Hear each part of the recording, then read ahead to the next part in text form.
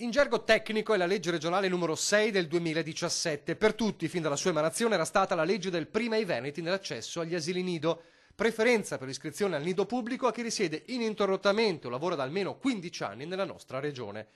Oggi la mannaia della consulta è calata sulla norma. Sentenza 107. Quella legge è incostituzionale perché contrasta con il principio di uguaglianza. Nello specifico, secondo i giudici, un criterio irragionevole per l'attribuzione del beneficio, non essendovi alcuna ragionevole correlazione tra la residenza prolungata in Veneto e la situazione di bisogno o di disagio. Proprio alla funzione educativa del nido, la Corte ha osservato che è ovviamente irragionevole ritenere che i figli di genitori radicati in Veneto da lungo tempo presentino un bisogno educativo maggiore degli altri.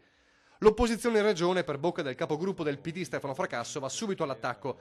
Già al momento dell'approvazione, dice, avevamo denunciato come questa norma, oltre ad essere sbagliata, fosse anche illegittima, ma il macigno da Roma trova subito una replica anche dal numero 1 di Palazzo Balbi.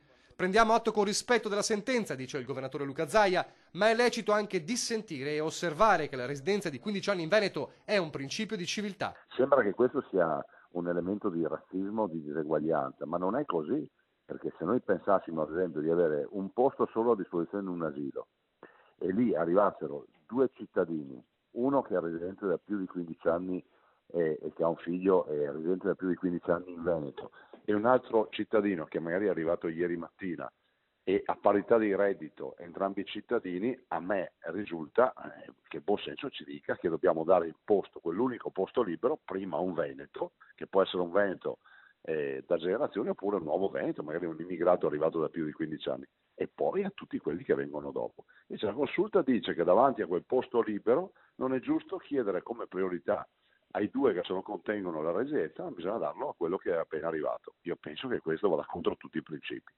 Insomma, dice Zaia, questa legge accusata di razzismo rischia paradossalmente di essere razzista proprio nei confronti degli immigrati irregolari che vivono da tanti anni in Veneto. Se vogliamo premiare questi 500.000 immigrati che sono qui da più di 15 anni, che si sono integrati in un progetto di vita, si sono comportati bene, contribuiscono alla formazione del nostro PIL, dobbiamo comunque dire che prima i veneti, cioè prima loro, prima i veneti che hanno almeno la residenza di 15 anni, e dopo quelli che arrivano, che sono arrivati ieri mattina o che arriveranno domani.